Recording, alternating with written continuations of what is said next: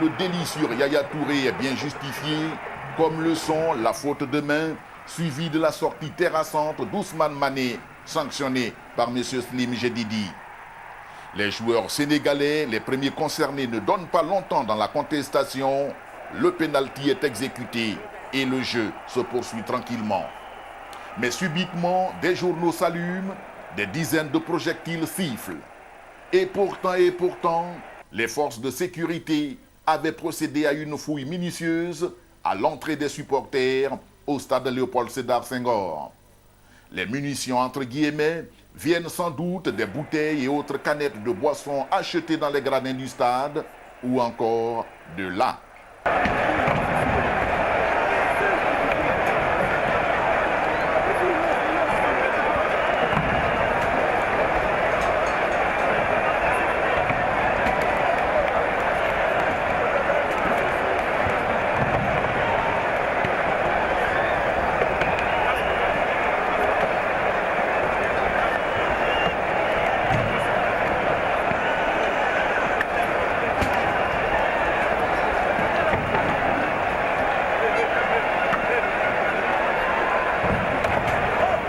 La panique s'installe et là, il n'y a plus de camp.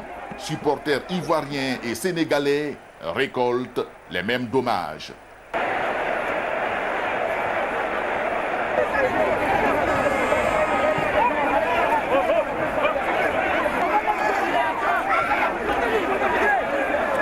Les joueurs ivoiriens et sénégalais sont mis à l'abri.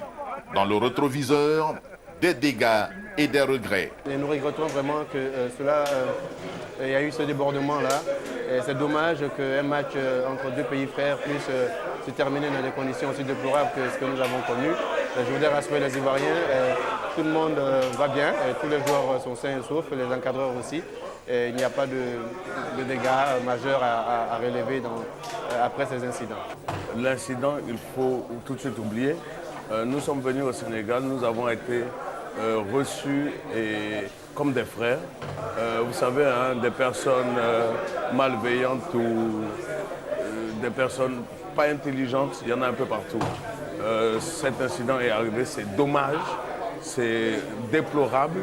Quand on va sur un terrain de football pour faire un match de football, quel que soit l'enjeu, quelle que soit l'importance, on ne s'attend pas à voir ce genre de choses. Malheureusement, ça existe, on l'a vu, c'est bien regrettable.